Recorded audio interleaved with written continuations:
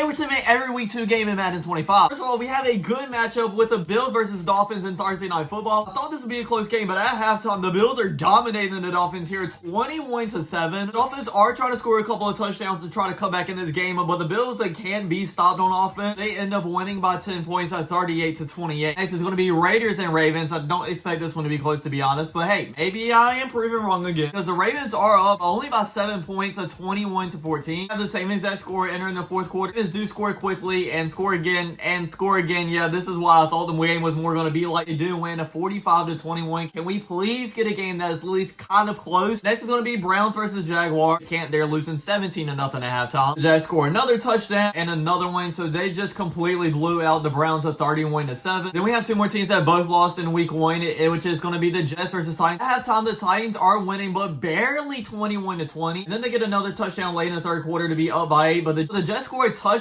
with a 2-point conversion to tie this game up. With about 2 minutes left in this game, the Titans do score a field goal, so if the Jets go down and score a touchdown, they have a really good chance to win this game, and that's exactly what they do with about 58 seconds left. Takes the snap here on the second play, steps up in the pocket, and he's going to take off to the 30 and almost to the 20-yard line. Now, they are in field goal range, but obviously they need a lot more than a field goal. Will Levis takes the snap, throws it over the middle, and is caught by Calvin Ridley for the touchdown. They literally got a touchdown in just 4 plays on this Jets defense. Titans do have them on a 4th and 3 with 15 seconds left, and they end up running this ball, okay, and then they get stopped. I really don't understand. The Jets fall to 0-2 with Aaron Rodgers. 2 NFC teams going up against each other in the 49ers and the Vikings. Kind of expecting this to be a blowout by the 49ers, and at halftime they are winning, but only by 13 points, 27-14. They do go down to score a touchdown, only down by 6 now, but they can't stop this 49ers offense. They score again and again, down by 17 now, and that's going to be game. Now we have an absolutely pitiful game. My Carolina Panthers versus the Chargers, and I swear to God, when I say the Panthers looked awful last week, they looked awful. But at halftime here, we are actually winning 10-7. I doubt this is actually going to happen in real life. The Chargers do go down and score a touchdown, so we're only down by 4 points. But then with about 2.5 minutes left in this game, we do score. If we get a stop here, that would be amazing, and we do, driving down the field, and we end up running the clock out. We get a win at 17-14. Please, God, let that happen in real life. That would be amazing. Next up, we have the 2 1-0 teams. One that is very surprising in the Patriots. I still can't believe they end up beating the Bengals, but it happened. Let's see if they can continue with that streak, and it doesn't look like it, because at halftime, they are losing a 27-6. It'll be really hard to come back from, especially with the Seahawks just scoring another touchdown and another one. But they end up losing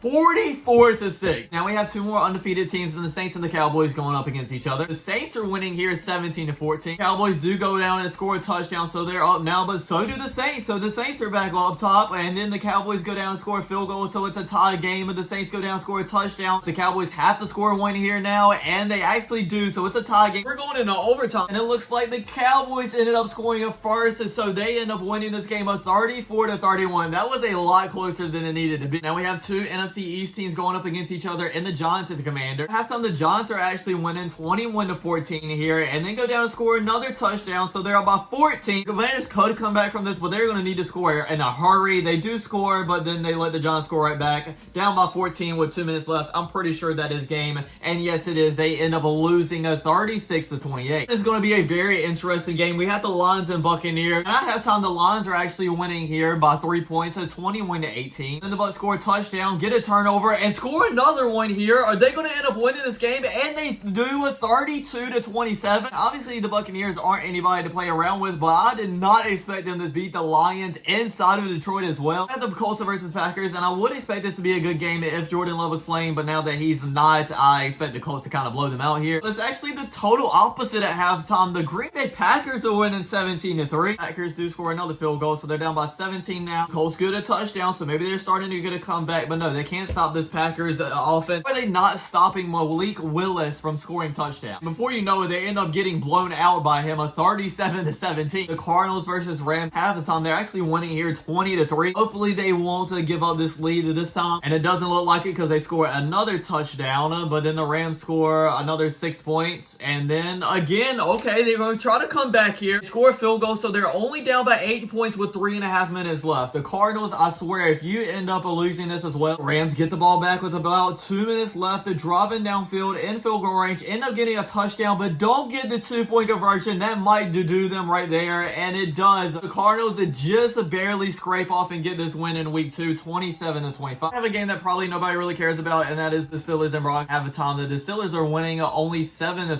The Steelers go down to score a touchdown. They're up 14-3. That should do it low-key with Bo Nix playing it, but the Broncos score a touchdown. Hold up, and they score a field goal tie game here. Okay, maybe I underestimated them a little bit. The Steelers go down and score a field goal of their own, though, to be up by 3 points now, but then the Broncos go down and score a touchdown, up 20-17. The Steelers are driving downfield and get a touchdown here with about 14 seconds left. At about midfield here, 10 seconds left. The Bo Nix just throws it over the middle for about a 10-yard gain. They get a timeout in with 6 seconds left. Wait, actually, they're in field goal range now at the 40, so they are going to try this to tie this game up and go overtime. The kick is up, and it is no good. I think that hit off the left upright as well. Did that hit off the left pole? Is that a doink?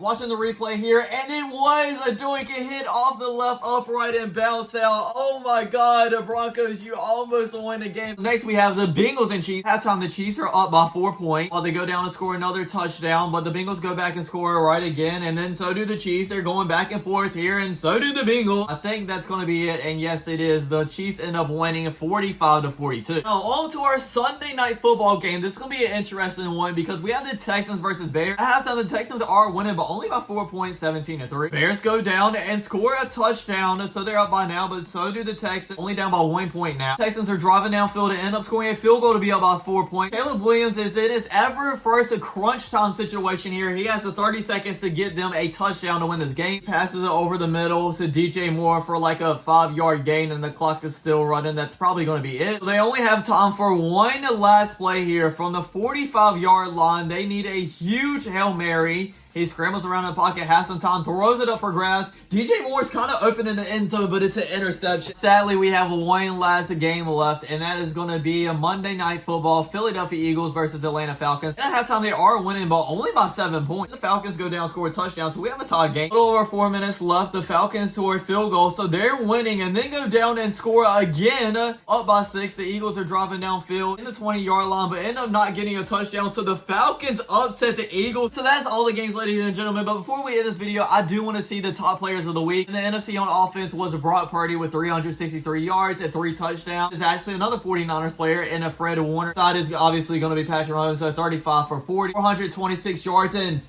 6 passing touchdowns. Oh my God, I had to look to make sure I was reading that right. And on the defense, it's the Chargers, Joey Bosa. So that's it for this video, everybody. I hope you enjoyed. Don't forget to like, comment, subscribe, and I'll check you guys out next time. Peace.